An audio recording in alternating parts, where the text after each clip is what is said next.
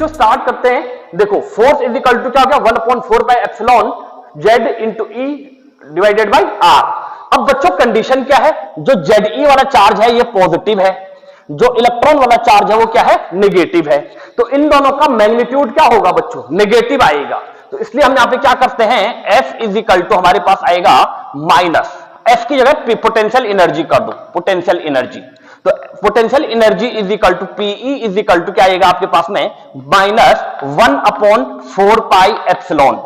Into Z. अब E तो same है, अपोजिट है, इसलिए हमने स्क्वायर कर दिया डिवाइडेड बाय आर कर दिया हमने।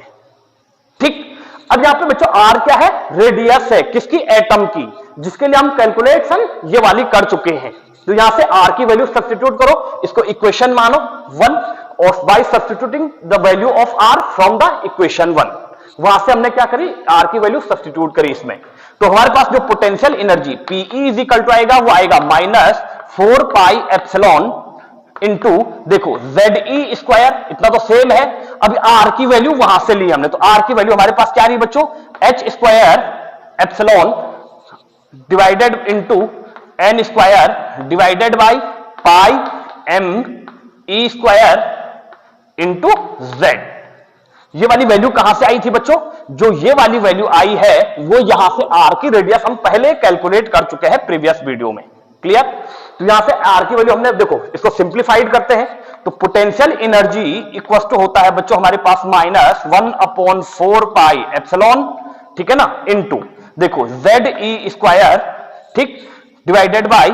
H square into epsilon into N square. हो गया। अब देखो ये नीचे वाला है तो ये ऊपर चले जाएगा बच्चों, देखो ये ऊपर चले जाएगा, तो हमारे पास क्या हो जाएगा, इसको इंटू में कर देते हैं, ये आएगा हमारे पास pi M E square into z. Clear, हमने ये नीचे वाला क्या हो जाएगा, ऊपर चले जाएगा मल्टीप्लाई होके, तो यहां पे हमने क्या कर दिया, ये इंटू कर दिया। अब बच्चों देखो क्या क्या कटेगा, देखो इस पाई से ये वाला पाई कटेगा, पाई पाई को काटेगा, 1/4 पाई है, यहां पाई ऊपर चले गया, तो इस पाई से ये पाई कटेगा। बाकी क्या कट रहा है बच्चों, बाकी तो कुछ भी नहीं कट रहा है, ठीक है ना, देखो कुछ भी नहीं कट रहा है, तो हमने इसी को क्या कर दिया, आगे लिखा हमने, यहां पे हम सिंप्लीफाई कर देते हैं इसको, यहां पे हम सिंप्लीफाई कर देते हैं बच्चों इसको। तो हमारे पास जो potential energy is equal to, सबसे पहले तो मल्टीप्लाई कर दो, देखो जेड है, जेड है, जेड इज क्या हो जाएगा, जेड स्क्वायर हो जाएगा, देखो जेड स्क्वायर हो जाएगा, ये वाला जेड, ये वाला जेड, ई स्क्वायर, तो हमारे पास क्या जाएगा बच्चों, ई की पावर 4, देखो ई स्क्वायर क्या हो जाएगा 4। अब कंडीशन क्या है बच्चों, यहां से m बचा यहां से, तो यहां पे आ जाएगा e की power 4 m into Z square divided by, देखो हमारे पास यहां से क्या जाएगा 4 है, 4 यहां से क्या है हमारे पास epsilon h square n square. तो बच्चों पोटेंशियल एनर्जी के लिए क्या आई, ये वैल्यू आई। क्लियर, अभी पूरी नहीं हुई, देखो आगे देखो क्या होता है, पोटेंशियल एनर्जी, मैं यहां पे देखो एक चीज भूल गया मैं, यहां पे माइनस साइन चल ही रहा है, तो ये माइनस साइन आता ही रहेगा, यहां का माइनस साइन चलता रहेगा। अब बच्चों इसमें से क्या करो, इसमें 2 देखो ये आया, इसमें दोनों जगह 2 से मल्टीप्लाई भी करो और डिवाइड भी करो, बात एक ही है, 2 से ऊपर भी मल्टीप्लाई किया, नीचे भी मल्टीप्लाई किया, तो 2 2 1 2, तो बात एक ही है, तो हमने क्या कर दिया, मल्टीप्लाई और डिवाइड कर दिया 2 से। तो हमारे पास जो पोटेंशियल एनर्जी आएगी बच्चों पीई इज इक्वल टू, वो कितना हो जाएगा, वो हो जाएगा हमारे पास में माइनस ई की power 4 M Z square divided by, देखो इसको मल्टीप्लाई करो, 4 2 जा 8 एप्सिलॉन, ठीक है ना, एच स्क्वायर, ठीक है ना, एन स्क्वायर। अब इसमें प्रोपोर्शनली कांस्टेंट को अलग करो, तो प्रोपोर्शनली कांस्टेंट को हमने अलग किया, तो पीई इज इक्वल टू क्या आएगा बच्चों, माइनस ई की पावर 4 m, देखो charge of electron, mass of electron divided by 8 constant है, एप्सिलॉन कांस्टेंट है, h देखो एप्सिलॉन नहीं है, ठीक है। हाँ बच्चों एक चीज और देखो, यहाँ पे एप्सिलॉन है, तो ये दोनों क्या हो जाएंगे, स्क्वायर हो जाएंगे, ये छूट गया था, यहाँ पे एप्सिलॉन का स्क्वायर आ जाएगा, यहाँ पे भी एप्सिलॉन का स्क्वायर आ जाएगा, यहाँ पे भी एप्सिलॉन का स्क्वायर आ जाएगा, क्योंकि यहाँ एप्सिलॉन 2 है, तो हमने मल्टीप्लाई किया। अब हमारे पास ये कांस्टेंट हमने सेपरेट किए, यहाँ पे क्या हो गया, Z square divided by N square हो जाएगा। तो बच्चों हमने ये वाली वैल्यू अभी कैलकुलेट करी थी, e की पावर 4 m 8 h स्क्वायर, देखो सेम आ रहा है पोटेंशियल एनर्जी जितना, जो कि कितना आया था, प्लस में आया था 13.6, लेकिन यहां साइन क्या चल रहा, माइनस, तो potential energy is equal to क्या हो जाएगा हमारे पास, देखो मल्टीप्लाइड बाई यहां 2 भी है, यहां 2 भी है, हमने 2 का मल्टीप्लाई ऊपर नहीं किया, केवल नीचे किया था, ठीक है ना, तो ये 2 ऊपर ही रहेगा, तो हमारे पास क्या आएगा 2 मल्टीप्लाइड, देखो माइनस 2 मल्टीप्लाइड बाई 13.6, ये किसकी वैल्यू आई, ये इसकी वैल्यू आई, ठीक है ना, into Z square divided by N square. तो बच्चों ये हमारे पास क्या आई, पोटेंशियल एनर्जी आई किसी इलेक्ट्रॉन के लिए, ये हमारे पास पोटेंशियल एनर्जी है, ये थ्योरेटिकल है, ये इसको भी याद रखना गया है। और चलिए बच्चों अब वक्त आ गया है कि हम क्या करें, किसी पर्टिकुलर ऑर्बिट की टोटल एनर्जी कैलकुलेट कर सकते हैं। कैसे,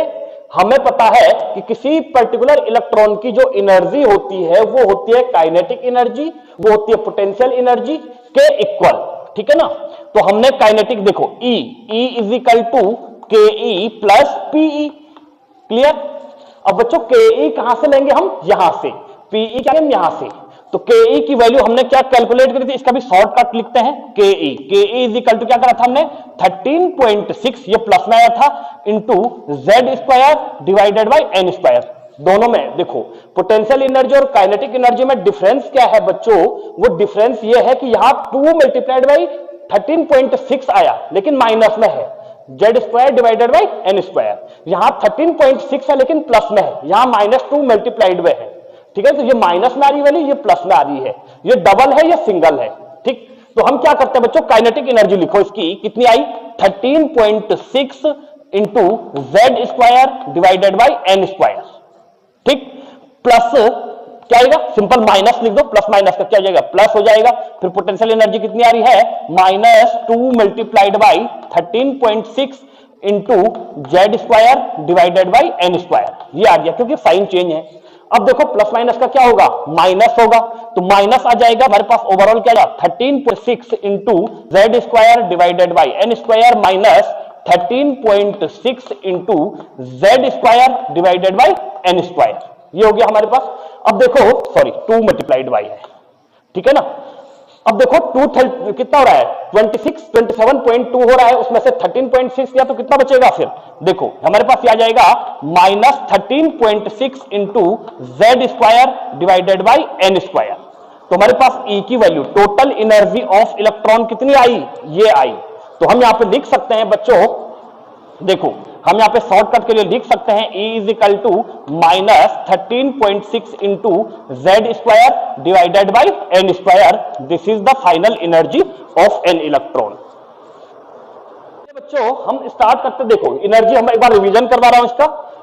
के E is equal to E total energy kinetic energy plus potential energy के इक्वल होती है, और काइनेटिक एनर्जी हमारे पास कितनी थी, प्लस में थी, 13.6 into Z square divided by N square,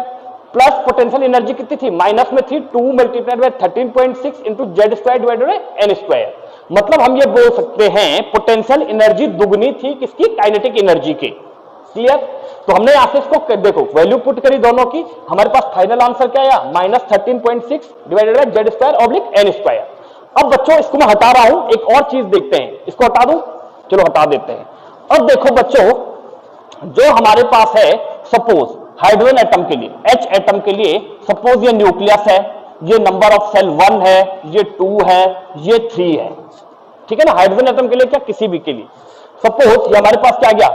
1 आ गया, ये हमारे पास 2 आया, ये 3 आया, आगे हमारे पास क्या आएगा, 4 आ गया। तो हम अलग अलग ऑर्बिट के लिए देखो इस वाले सेल की एनर्जी क्या होगी, कैसे हम इलेक्ट्रॉन को निकालेंगे। एक बच्चा पूछ रहा था लास्ट टाइम पे कि भाई सर के हम एनर्जी इलेक्ट्रॉन कैसे बाहर निकाल सकते हैं, तो देखो इस फॉर्मूले में रखो, एनर्जी कितनी एनर्जी देनी पड़ेगी हमें, E is equal to -13.6 into, अब देखो बच्चों यदि हमारे पास atomic H is equal to 1 है, Z एटॉमिक नंबर हाइड्रोजन का 1 है, और number of cell N is equal to 1 है, तो 1 का स्क्वायर इसका स्क्वायर हो जाएगा, तो ये 1 ही आएगा, और E इज इक्वल टू कितना होगा, -13.6 इलेक्ट्रॉन वोल्ट, ये इलेक्ट्रॉन वोल्ट में आ रहा है, ठीक है ना, ये इलेक्ट्रॉन वोल्ट में है, एनर्जी इलेक्ट्रॉन वोल्ट में मेजर की गई थी उस समय। ओके, तो बच्चों हमारे पास जो फर्स्ट सेल की जो एनर्जी है वो कितनी आई, -13.6, माइनस साइन जरूर लगा देना। Suppose n is equal to 2, हम दूसरे वाले सेल के लिए निकाल रहे हैं, इस सेल के लिए एनर्जी कितनी होगी, तो बच्चों हमारे पास सेम आएगा, -13.6 इंटू देखो 1 जेड एटॉमिक नंबर तो 1 रहेगा, सेल क्या हो गया 2 है तो इसका क्या हो जाएगा स्क्वायर हो जाएगा 2 का स्क्वायर, तो 2 का स्क्वायर कितना आएगा 4 आएगा, तो 13.6 को 4 से डिवाइड करेंगे तो कितना आ रहा है 4 3 जा 3 माइनस 3.4,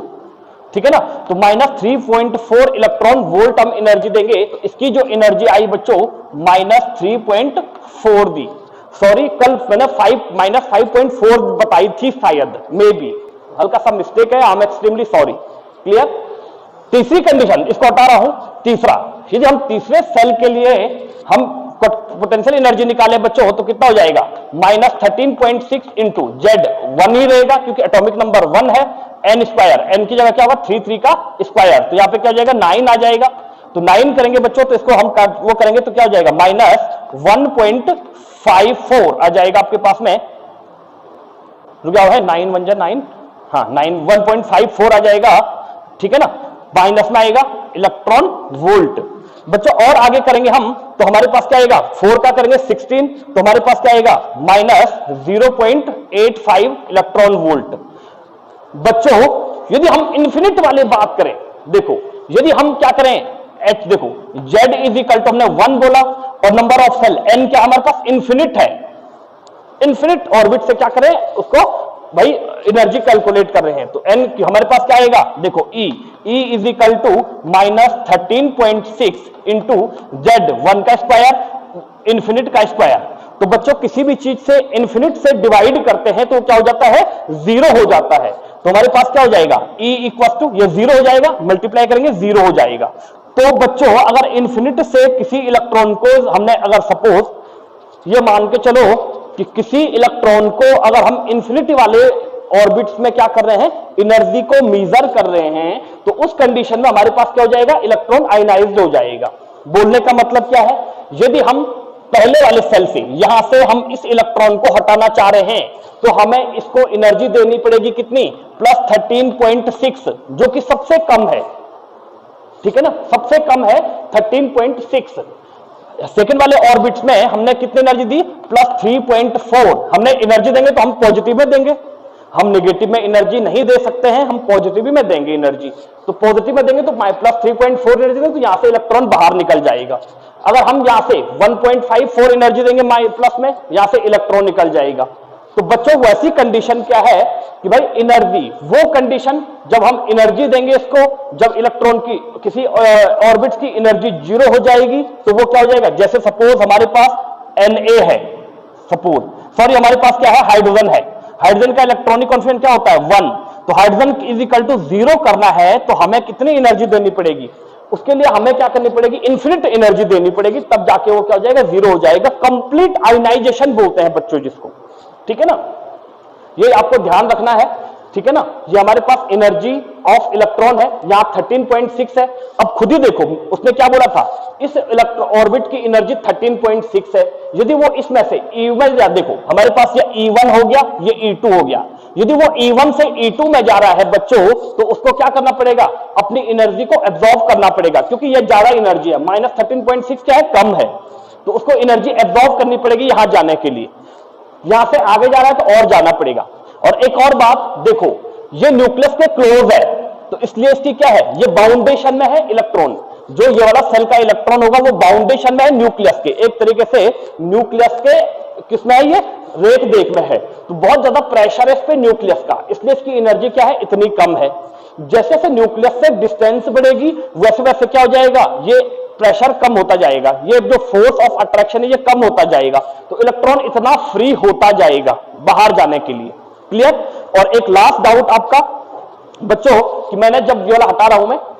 मैंने 1/4 पाई एप्सिलॉन Q0 Q1, देखो हमने क्या करा था, फोर्स इज इक्वल टू क्या करा हमने 1/4 पाई एप्सिलॉन Q1 और Q2 divided by R square होना चाहिए था ना, मैंने R इसलिए लिखा बच्चों क्योंकि देखो एटम के जो छोटा सा पार्टिकल है इसकी डिस्टेंस क्या होगी, R छोटी सी होगी, जब छोटी सी क्वांटिटी होती है बच्चों उसको हम D से रिप्रेजेंट करते हैं, ये डिस्टेंस कितनी होगी dr होगी, ठीक है ना। तो बच्चों जो हमारे पास वर्क होता है, वर्क इज इक्वल टू क्या होता है, सिंपल हमें पता है force multiplied by displacement, force क्या निकला हमारे पास ये निकला, डिस्प्लेसमेंट कितना है हमारे पास dr, ये dr तो है इनके बीच की डिस्टेंस, तो बच्चों हमारे पास क्या आएगा देखो 1/4 पाई एप्सिलॉन ठीक है ना, 1/4 पाई एप्सिलॉन देखो into Q1 Q2 divided by are square करो, इंटू क्या हो जाएगा डिस्प्लेसमेंट dr हो गया। देखो अब हमारे पास वर्क है बच्चों, तो क्या बोलते हैं the capability to done work, energy कहलाती है कि किसी भी वर्क को करने की कैपेबिलिटी क्या कहलाती है एनर्जी। तो हम वर्क को एनर्जी कर सकते हैं एनर्जी, तो इसकी एनर्जी भी क्या होगी बच्चों DE। अब इसका इंटीग्रेशन करेंगे, इंटीग्रेशन साइन लगाओ, इंटीग्रेशन हो जाएगा, ये माइनस में इंटीग्रेशन हो गया। अब इसका इंटीग्रेशन करेंगे तो ये तो कांस्टेंट है, तो dr का जो इंटीग्रेशन आएगा बच्चों वो क्या आएगा, dr का जैसे हम इंटीग्रेशन करते हैं integration of dr is equal to हमारे पास क्या आएगा r आ जाएगा। तो हमारे पास ओवरऑल ये सॉल्व, देखो आपको इंटीग्रेशन समझ में नहीं आएगा मुझे पता है, तो de का integration e minus 1/4 pi epsilon देखो into Q1 Q2 divided by are square into dr का इंटीग्रेशन r, इस dr का इंटीग्रेशन r, ये r से ये स्क्वायर कट जाएगा, तो हमारे पास क्या आया e is equal to 1/4 pi epsilon Q1 Q2 upon r। वक्त आ गया है, ओके चलिए बच्चों अब वक्त आ गया है कि हम क्या करें, किसी पर्टिकुलर ऑर्बिट की टोटल एनर्जी कैलकुलेट कर सकते हैं। कैसे, हमें पता है कि किसी पर्टिकुलर इलेक्ट्रॉन की जो एनर्जी होती है वो होती है काइनेटिक एनर्जी, वो होती है पोटेंशियल एनर्जी के इक्वल, ठीक है ना। तो हमने काइनेटिक देखो E is equal to KE plus PE, clear. अब बच्चों KE कहां से लेंगे हम, यहां से, PE क्या हम यहां से, तो KE की वैल्यू हमने क्या कैलकुलेट करी थी, इसका भी शॉर्टकट लिखते हैं KE इज इक्वल टू क्या करा था हमने 13.6, ये प्लस में आया था, into Z square divided by N square. दोनों में देखो पोटेंशियल एनर्जी और काइनेटिक एनर्जी में डिफरेंस क्या है बच्चों, वो डिफरेंस ये है कि यहां 2 मल्टीप्लाइड बाई 13.6 आया लेकिन माइनस में है, Z square divided by N square, यहां 13.6 है लेकिन प्लस में है, यहां -2 मल्टीप्लाइड में है, ठीक है। तो ये माइनस में आ रही वैल्यू, ये प्लस में आ रही है, ये डबल है ये सिंगल है, ठीक। तो हम क्या करते हैं बच्चों, काइनेटिक एनर्जी लिखो, इसकी कितनी आई 13.6 into Z square divided by N square, ठीक, प्लस क्या आएगा, सिंपल माइनस लिख दो, प्लस माइनस का क्या हो जाएगा प्लस हो जाएगा, फिर पोटेंशियल एनर्जी कितनी आ रही है -2 multiplied by 13.6 into Z square divided by N square, ये आ गया क्योंकि साइन चेंज है। अब देखो प्लस माइनस का क्या होगा माइनस होगा, तो माइनस आ जाएगा, हमारे पास ओवरऑल क्या आएगा 13.6 into Z square divided by N square minus 13.6 into Z square divided by N square, ये हो गया हमारे पास। अब देखो सॉरी 2 मल्टीप्लाइड बाई है, ठीक है ना। अब देखो 2 कितना हो रहा है 27.2 हो रहा है, उसमें से 13.6 किया तो कितना बचेगा, फिर देखो हमारे पास आ जाएगा -13.6 into Z square divided by N square. तो हमारे पास E की value total energy of electron कितनी आई, ये आई। तो हम यहां पे लिख सकते हैं बच्चों, देखो हम यहां पे शॉर्टकट के लिए लिख सकते हैं E is equal to -13.6 into Z square divided by N square, this is the final energy of an electron.